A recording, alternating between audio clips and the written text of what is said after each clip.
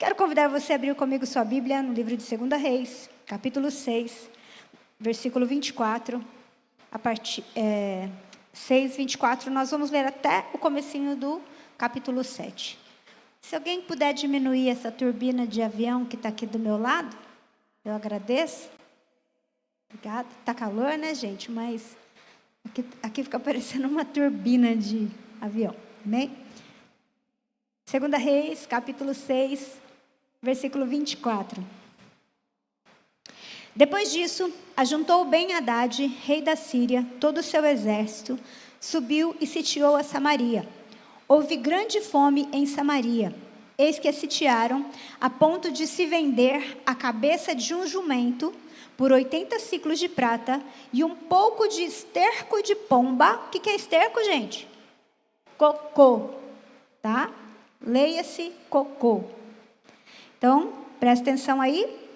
E um pouco de esterco de pomba por 5 siclos de prata. Passando o rei de Israel pelo muro, gritou-lhe uma mulher: acode-me, ó rei, meu senhor. Ele lhe disse: se o senhor não te acode, de onde te acudirei eu? Da eira ou do lagar? Perguntou-lhe o rei: que tens? Respondeu ela: esta mulher me disse: dá teu filho, para que hoje o comamos, e amanhã comeremos o meu. Cozinhamos, pois, o meu filho, e comemos, mas, dizendo-lhe eu ao outro dia: dá o teu filho, para que o comamos, ela o escondeu. Tendo o rei ouvido as palavras da mulher, rasgou as suas vestes. Quando passava pelo muro, o povo olhou e viu que trazia pano de saco por dentro sobre a pele. Disse o rei: assim me faça Deus, o que bem lhe aprouver, se a cabeça de Eliseu, filho de Safate, lhe ficar hoje sobre os ombros. Estava, porém, Eliseu sentado em sua casa, juntamente com os anciãos. E enviou o rei um homem de diante de si. Mas antes que o mensageiro chegasse a Eliseu, disse esse aos anciãos: vede como o filho do homicida mandou tirar minha cabeça? Olhai quando vier o mensageiro, fecha-lhe a porta e empurra-o. Porventura não vem após ele o ruído dos pés de seu senhor? Falava ele ainda com eles, quando lhe chegou o mensageiro, e disse o rei: eis que este mal vem do Senhor, que mais esperaria eu do Senhor? Então disse Eliseu: ouvi a palavra do Senhor. Assim diz o Senhor: amanhã, a estas horas mais ou menos, dar-se-á um alqueire de flor de farinha por 1 siclo, e 2 de cevada por 1 siclo, à porta de Samaria. Porém, o capitão, a cujo braço o rei se apoiava, respondeu ao homem de Deus: ainda que o Senhor fizesse janelas no céu, poderia suceder isso?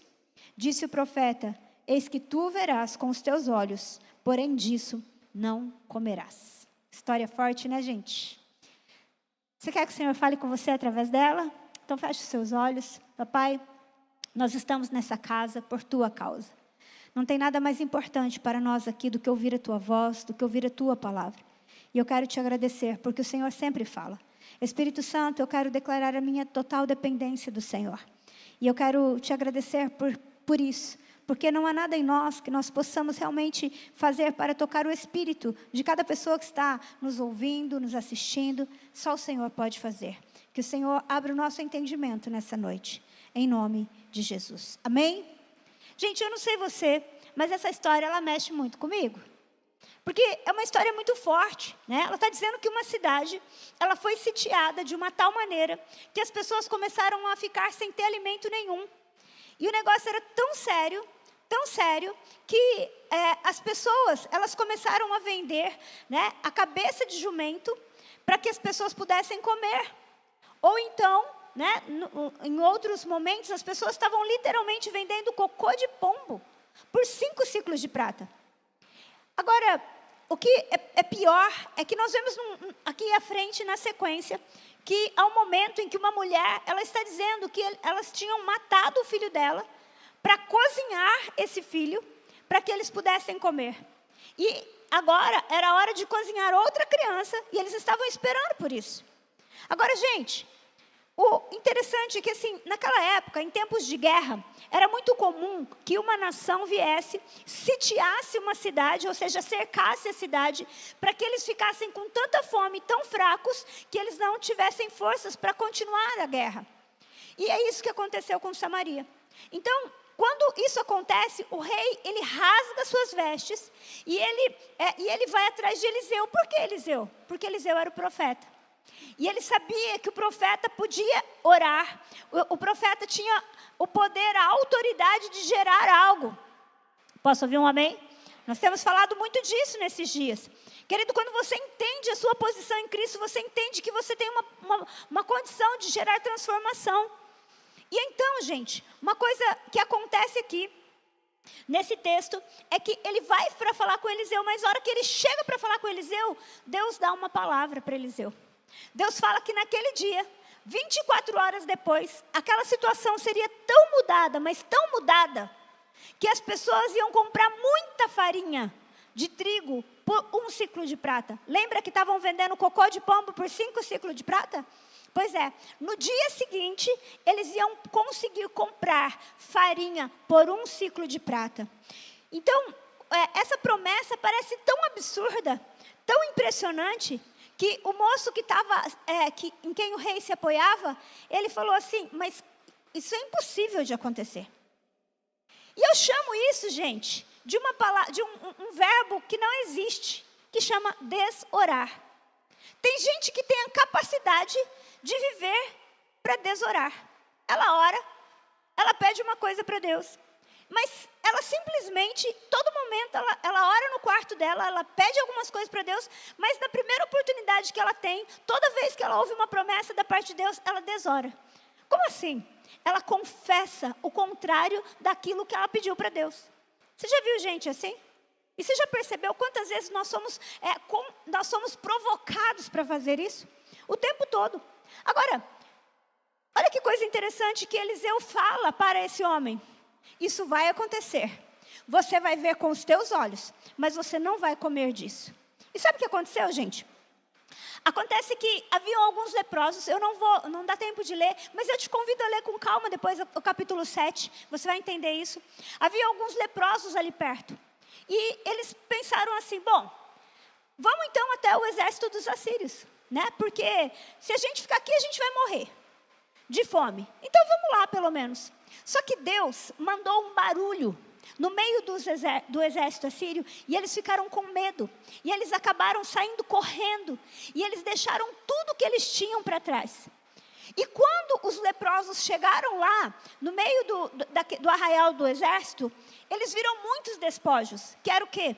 Era comida, roupa, tudo aquilo que os assírios haviam tirado de outros lugares estava ali. E esses leprosos falaram assim, não é justo a gente ficar com isso. Vamos lá e vamos falar para o pessoal lá de Samaria que eles podem vir pegar, que está tudo aqui. E eles foram realmente lá. E então o rei mandou e eles foram até esse local e pegaram todas essas coisas. E realmente, no dia seguinte, eles estavam vendendo farinha por 1 ciclo de prata. Só que teve uma coisa. Aquele homem, isso aqui acho que vale muito a pena a gente ler pelo menos esse pedacinho aqui, ó. No capítulo 7, versículo 16. Diz assim, ó. Então saiu o povo e saqueou o arraial dos Círios. E assim se vendia 1 alqueire de flor de farinha por 1 ciclo e 2 de cevada por 1 ciclo, segundo a palavra de Deus. Deram ao rei a guarda da porta ao capitão em cujo braço se apoiara. Mas o povo o atropelou na porta, e ele morreu, como falara o homem de Deus, e que falou quando o rei descer a ele. Assim se cumpriu o que falara o homem de Deus ao rei. Então, esse homem, ele falou, ele não creu, e ele confessou isso. Agora pensa comigo, você concorda que esse homem tinha ido falar com o profeta junto com o rei? Ele estava vendo o sofrimento do povo de Samaria. Eu falei assírios, né? É Círios, tá? Então, eles estavam vendo o sofrimento de todo o povo. Então, eles desejavam que algo acontecesse. E eles foram falar com o profeta para isso. E no momento em que ele recebe essa palavra, que algo iria acontecer, o que ele faz? Ele fala, mas será? Ainda que Deus descesse, ainda que rasgasse uma janela do céu. Gente, nós precisamos tomar um certo cuidado com aquilo que nós falamos. Por quê? Porque muitas vezes nós fazemos exatamente igual esse moço. A gente vai buscando o sobrenatural de Deus, buscando uma alternativa da parte de Deus, uma resposta, mas na primeira oportunidade que a gente tem, a gente simplesmente desora. A gente desconstrói aquilo que nós estávamos construindo na presença do Senhor. Agora, eu não sei você, mas dá uma vontade de olhar para esse servo do rei e falar assim, mas que absurdo! Como que alguém vai questionar uma palavra do profeta? Meu irmão, todos os dias, se nós não nos policiarmos, nós fazemos isso.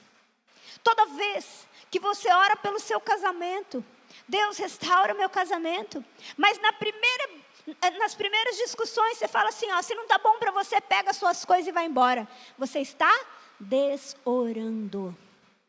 Todas as vezes que você pega o seu dinheiro, seja salário, seja um contrato, e você ora, Deus abençoa, me prospera, e você pega esse dinheiro e você fala, isso aqui não vai dar para nada, você está desorando. Desorar é a mesma coisa que você passar um tempo no secreto, como se você estivesse fazendo um bordado. E quando você sai do seu secreto, você começa a desfazer esse bordado. É isso que é desorar. É você, diante de Deus, você construir algo. Você construir a sua família. Você construir uma nova geração de pessoas apaixonadas. Mas toda vez que você se depara com uma situação difícil, você, ao invés de você continuar crendo e falando aquilo que o Senhor falou para você, você começa a falar aquilo que você acha. Você começa a falar aquilo que a circunstância mostre. Então, querido, pare de desorar. Porque você vai viver exatamente o resultado daquilo que você constrói. Não é apenas aquilo que nós fazemos no secreto, que é um tempo de construção. É aquilo que nós fazemos durante todo o restante da nossa vida. Nós passamos mais tempo agindo de segunda a sexta, de segunda a sábado, enfim. Nós passamos mais tempo no dia a dia, na nossa rotina, do que propriamente um tempo dentro do nosso secreto, ou um tempo orando.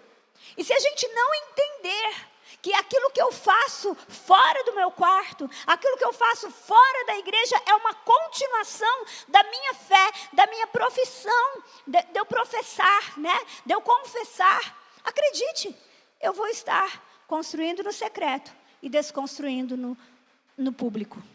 Construo no secreto, desconstruo no público. E é por isso que tem muita gente que não avança. Tem muita gente que não prospera. Tem gente que ora para Deus abençoar as suas coisas, o seu trabalho. Mas na primeira oportunidade só tem palavras amargas, azedas e de incredulidade.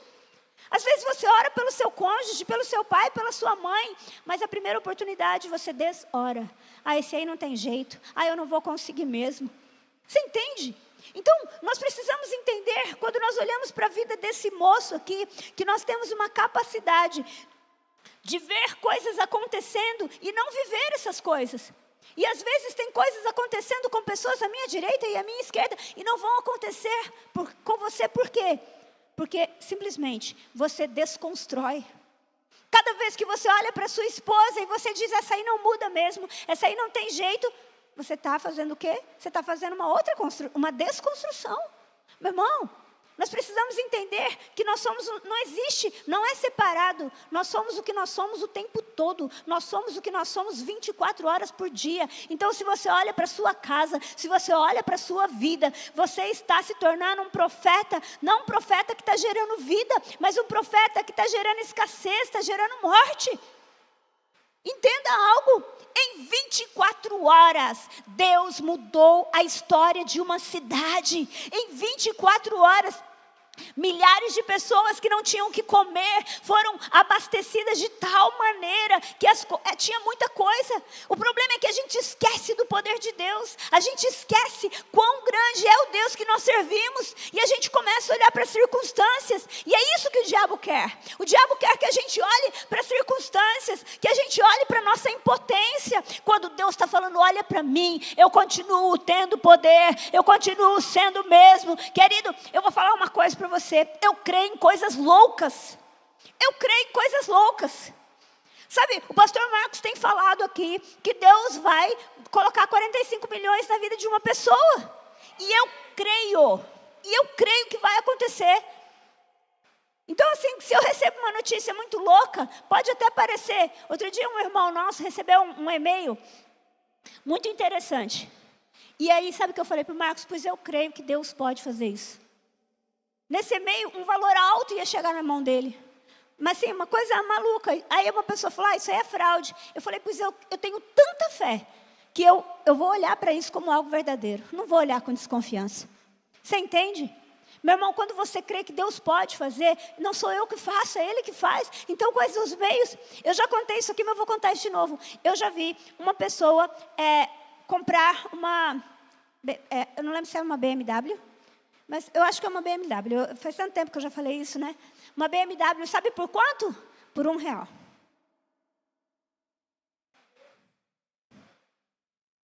Ah, pastora, mentira, pois eu vou te contar a história e você vai ver que é verdade. Sabe o que aconteceu? A pessoa viu o anúncio, aquela BMW, por R$1, e ela ficou curiosa e entrou em contato.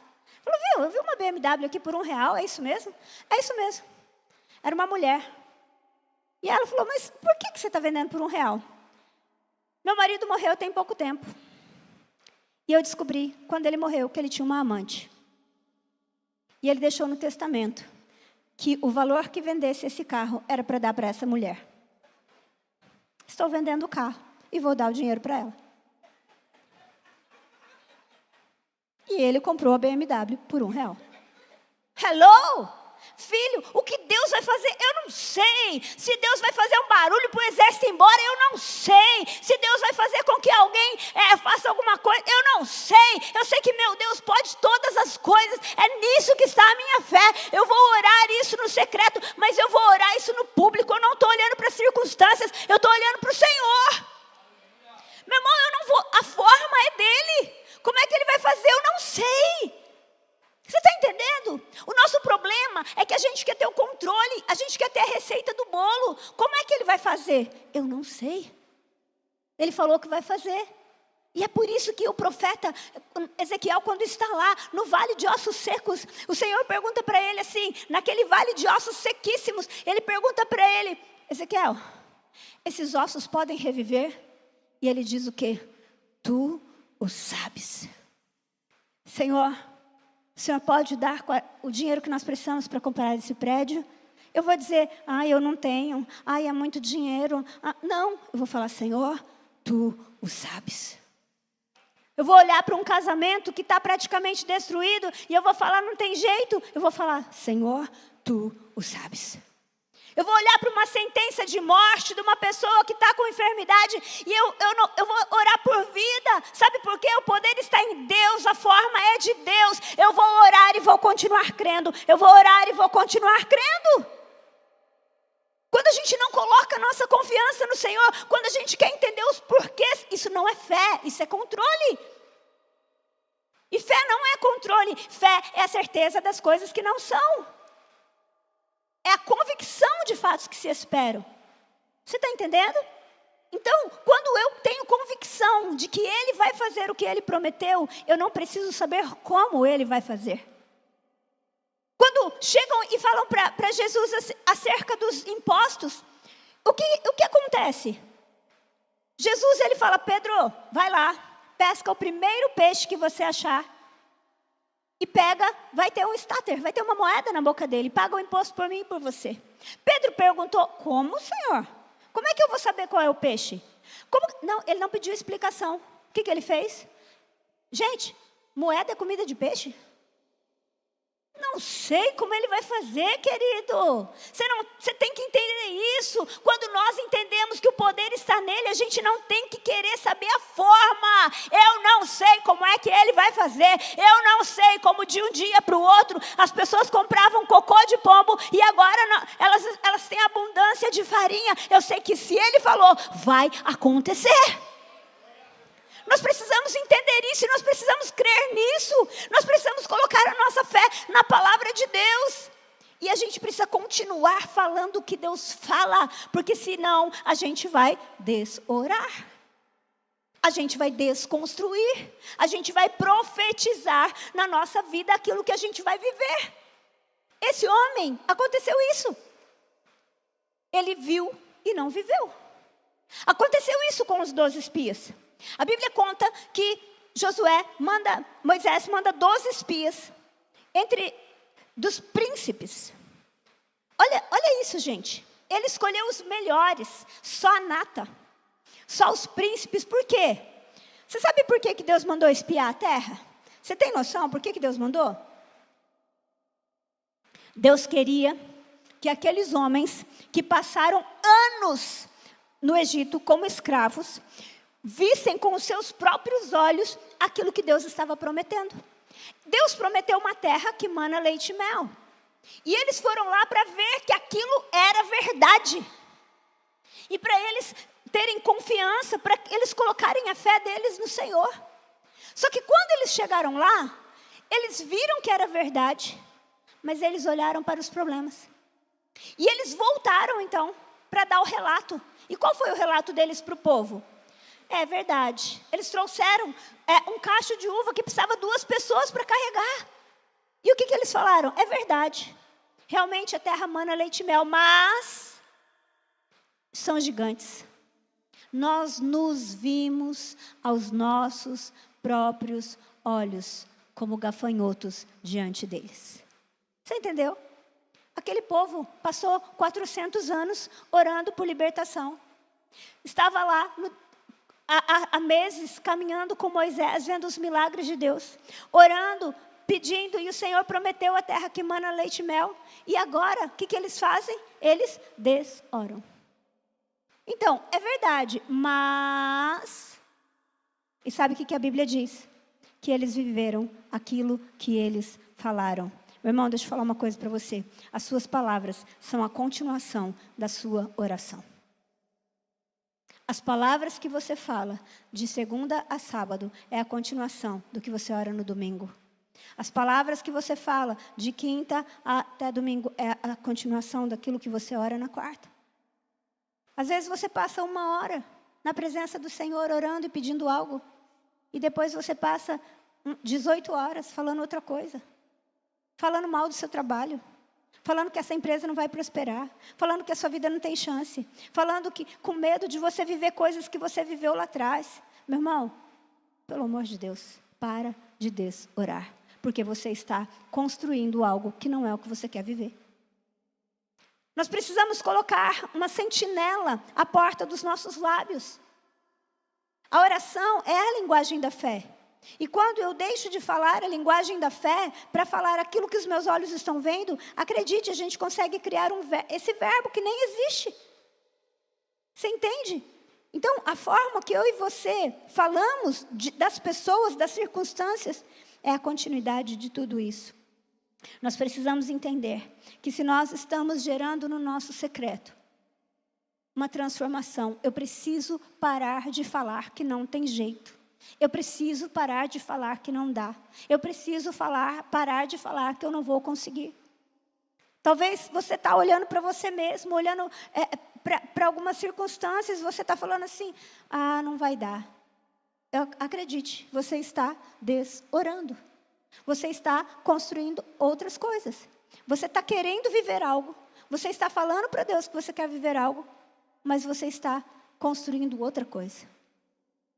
Agora, se eu gero algo no secreto e eu venho desconstruir com as minhas palavras para falar o que todo mundo fala, é provável que vai acontecer. Que aconteceu exatamente o que aconteceu com aquele moço. Ele vai ver, mas não vai viver. Eu gosto muito de um texto da palavra de Deus que está lá em Romanos, capítulo 4, versículo 19 e 20. Romanos, capítulo 4, versículo 19 e 20.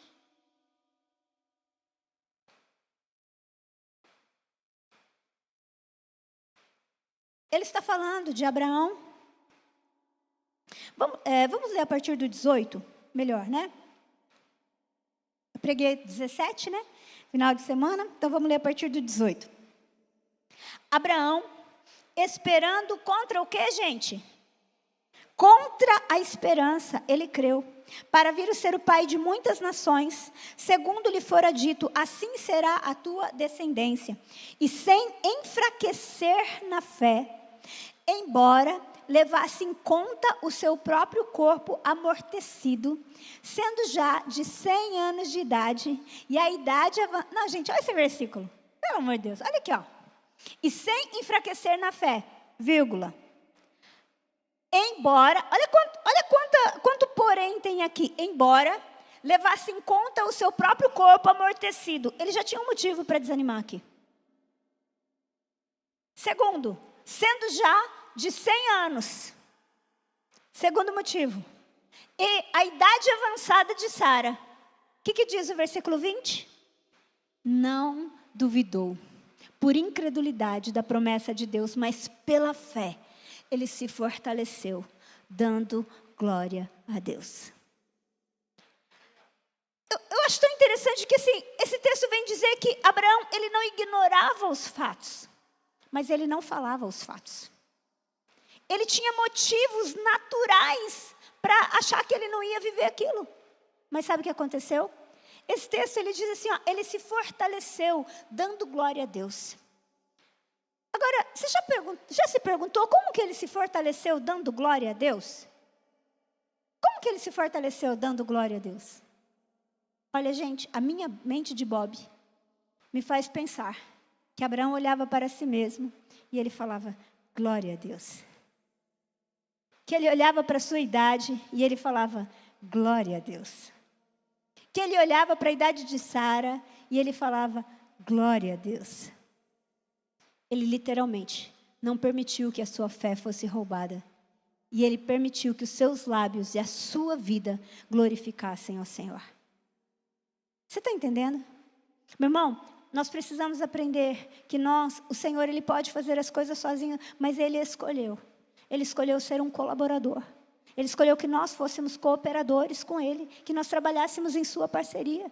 Então, quando você ora, quando você trabalha, nós falamos muito isso, né? Lemos essa frase.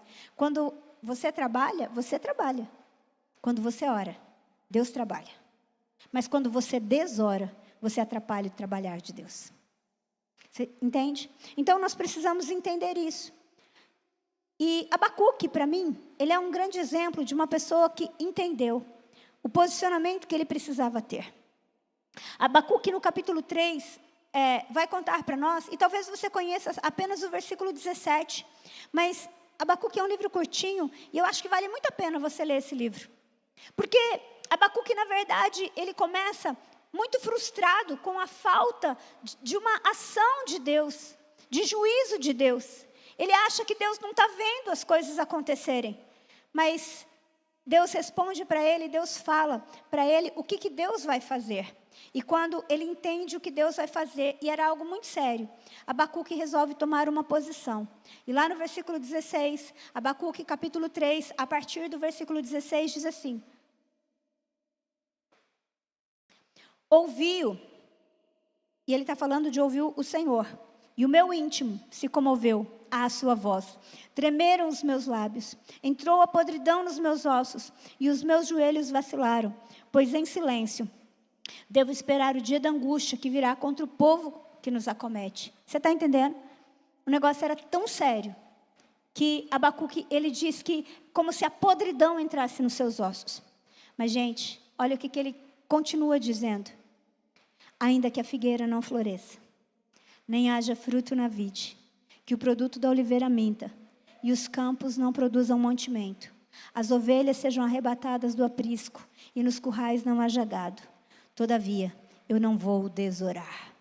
Eu me alegro no Senhor. Eu exulto no Deus da minha salvação. O Senhor Deus é a minha fortaleza, e faz os meus pés como da corça, e me faz andar altaneiramente. Sabe o que ele está falando? A minha confiança está no Senhor. Ele é a minha força, a minha esperança está nele. Tudo que eu tenho vem dele. Meu irmão, eu e você precisamos entender que nós estamos construindo milagres, nós estamos construindo uma geração. E Deus conta comigo e com você. E isso não acaba no momento em que a gente sai dessa porta para fora. Isso não acaba quando a gente sai do nosso quarto. você precisa entender que Deus tem um plano para essa terra. E esse plano tem a ver com tudo que eu e você falamos. Eu creio que, vocês viram, eu estava falando aqui sobre esse propósito que nós vamos estar fazendo. E por quê? Queridos, nós temos visto o avançar do Senhor, mas nós queremos mais.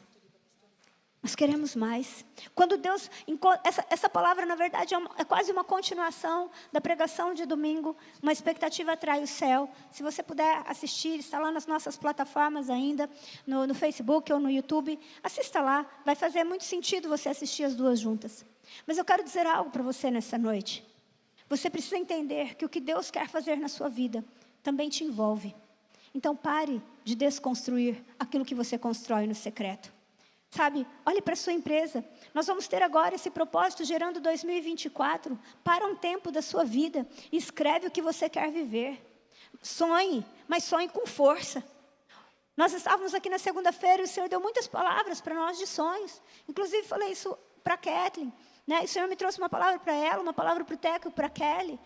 Sobre isso. E eu quero falar uma coisa para você. Meu irmão, sonhe, mas sonhe com força. Olhe para a sua empresa, olhe para o seu casamento, olhe para a sua vida e veja algo que é impossível de ser realizado, a menos que haja uma intervenção de Deus. Só que tem uma coisa, quando você sair desse momento de geração, se você não tiver nada para falar, diga, glória a Deus. Glória a Deus, glória a Deus. Senhor, eu não estou vendo, eu não sei a forma, mas eu sei que o Senhor vai fazer. O Senhor continua sendo o mesmo Deus, que ressuscita os mortos, que chama à existência as coisas que não são como se já fossem. O Senhor é o Deus que transformou a necessidade de uma cidade, de um dia, comer cocô de pombo, comer crianças, em uma necessidade de ter abastança no outro dia. O que é isso para o Senhor? Você está entendendo? Exercite a sua fé e pare de desorar.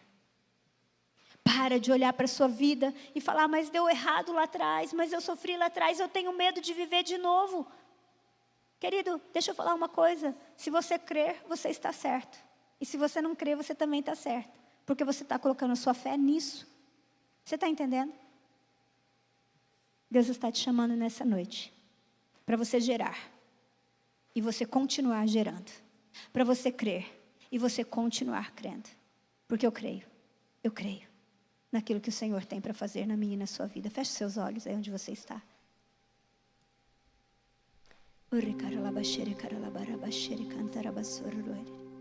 Sabe, quando você vem no culto fé, você tem que vir entendendo com expectativa que algo vai acontecer. Nós vamos ministrar uma canção e nesse momento eu quero que você gere aí no seu coração, eu quero que você traga à sua memória duas coisas. A primeira delas, eu quero que você traga à memória o que é que você tem falado fora da sua atmosfera de oração. O que é que você tem desorado, o que é que você tem desconstruído, o que é que você tem impedido que o Senhor avance para fazer na sua vida. E você vai pedir para o Senhor trazer isso à sua memória. E também, você vai fazer uma segunda coisa. Você vai sondar o seu coração e perguntar, Senhor, no que eu não estou liberando a minha fé para crer e sonhar? Há um sonho que o Senhor quer plantar no meu coração. E talvez no meio dessas circunstâncias tão difíceis, eu não posso ver, não posso viver. Querido, olha para a circunstância dessa cidade. O Senhor trouxe para nós uma história quase impossível de ser revertida. Mas Ele reverteu. Será que Ele não pode reverter a situação daquilo que você está vivendo?